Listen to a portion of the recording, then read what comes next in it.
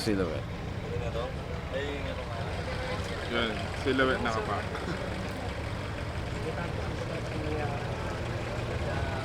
Sa tingin nga. Sa ano? Yung good. Sorry, Dodge. Ano?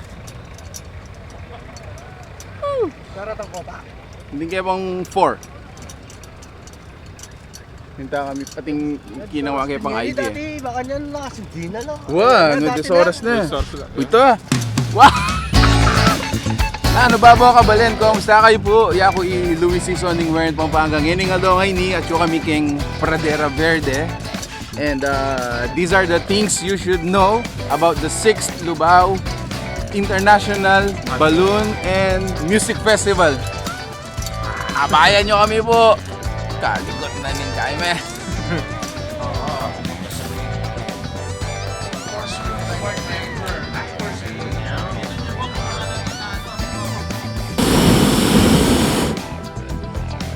Again, good morning. So here are the things you should know about this event. Number 1, so this is happening April 5 until April 7. So mag-ubisay po ngayon aldongay ni hanggang kayong Domingo. O ito kakadwa, yung entrance po kayo ni is 350 pesos. So you can buy them on site or you can go to SM Ticketnet para salwan la po ring ticket. O ito, number 3. Pakibaluan nyo po nung nanularetang schedule per day. So for the morning, atin tamong of course, hot air balloon. Later on po, abe kami karetang cheese crew. So for the music fest, i-post ko na mo po kayo ni schedule. Or i-comment kayo para akit sila nung ninoretang banda na albenta mo. Ito, point number 4. Siguro it's more of a question. Pwede kayo bang gamitan yung ticket na seli ko ngayon ni Kareng Aliwang Aldo? Answer po is aliyo lang pwedeng gamitan. So, tickets are to be consumed for the day. You can use them as early as itang early morning up until itang night na nitang music festival. Pero kinabakasan po nung bisa kayong magbalik, dapat sali kayong panibayong ticket. With the point number 5, siguro it's more of have fun and be safe. Ano pong karakal activities kayo ni at the same time madakala po ring tipanganan, dakala ring Instagrammable. So, kini na kayo maggawang profile pic you. Anyway, mag-chase crew kami. So, hopefully, abayin nyo kami pa po. Albayin nyo, nuno ka rin kami miras. Go and stay tuned.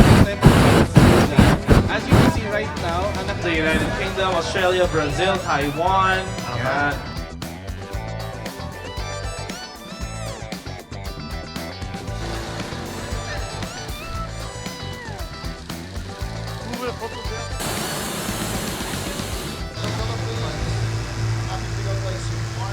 Sinulapon po itang balloon number 1.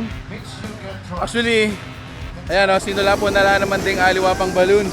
So what's gonna happen is, sinulapo itang balloon number 1. All other balloons are gonna chase it. Itang nearest ketang balloon number 1 is gonna be the winner for the contest. Abe kami nga itang chase crew na ning Auckland? Kakalimutan ko na yan naman. Overland. Anyway, ito. Woo! Sidula po nila guys, oh.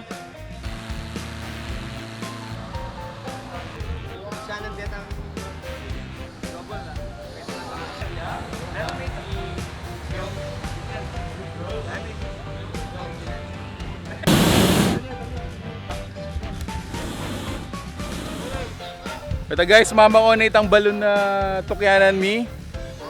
Ay, hindi kaya kaming 4x4. Tagalan mi ah. Bye guys, see you later! When it comes to balloon, it's all yours. Doon niya mag-landing sir? Big landing niya, bandang lampas na Hermosa. Kaya kiwa.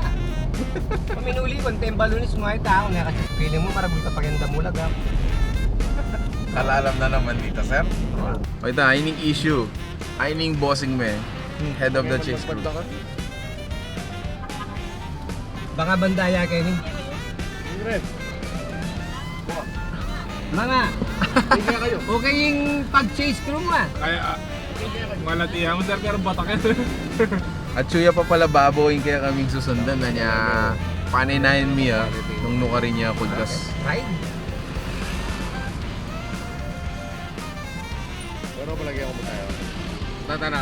Number 1 yung itang vlog ay tangin eh. Wah. Baka tulad yung pantaga stage, ilang magpadala kaya kami kaya itong vlog ito.